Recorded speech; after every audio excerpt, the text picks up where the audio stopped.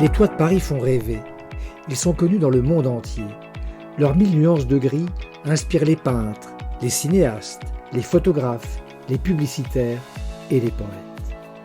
Ces toits en zinc, qui couvrent 70% des toits de la capitale, sont l'œuvre des couvreurs-zingueurs et des ornemanistes. Ces métiers de passion sont nés au XIXe siècle pour couvrir les toits des 35 000 immeubles haussmanniens construits sous Napoléon III. Aujourd'hui, la communauté des couvreurs présente sa candidature des savoir-faire des couvreurs-zingueurs parisiens et des ornemanistes au patrimoine culturel immatériel de l'UNESCO. Une ambition légitime à l'initiative du GCCP, le syndicat des entreprises franciliennes de couverture.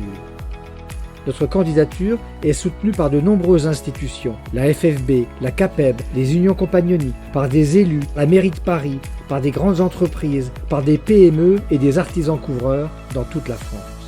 Cette reconnaissance internationale est primordiale. Elle donnera un puissant éclairage sur nos métiers mal connus et qui rencontrent depuis quelques années de graves difficultés de recrutement. En panne de vocation, les CFA de couverture ne remplissent plus leur rang et les couvreurs qui partent à la retraite ne sont pas remplacés. C'est tout le patrimoine des toits de Paris qui est aujourd'hui en danger. Pour être un bon couvreur, il faut avoir de bonnes personnes autour de soi déjà.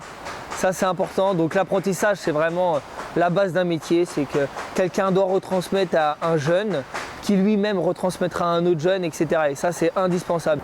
Le métier de couvreur est un métier patrimonial parce que c'est un geste qu'on reproduit, qu'on apprend à des jeunes. Et des anciens nous ont appris aussi ce geste-là.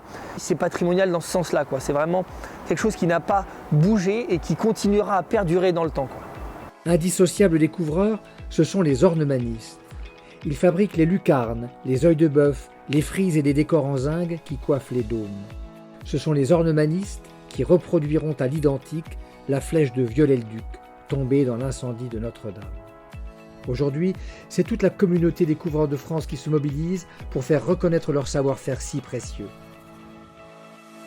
Avec la pose obligatoire d'un bon isolant sous les combles, nos métiers contribuent activement aux économies d'énergie dans l'habitat et respectent ainsi l'accord de Paris sur le climat. Grâce à tous ces savoir-faire, nos métiers participent à la relance économique de la France et comptent sur la mobilisation de tous. Gageons que cette année, nos couvreurs et nos ornemanistes soient mis à l'honneur et que leur savoir-faire entre au patrimoine culturel immatériel de l'UNESCO. Grâce au savoir-faire de nos couvreurs, les toits de Paris reflèteront toujours les couleurs du ciel.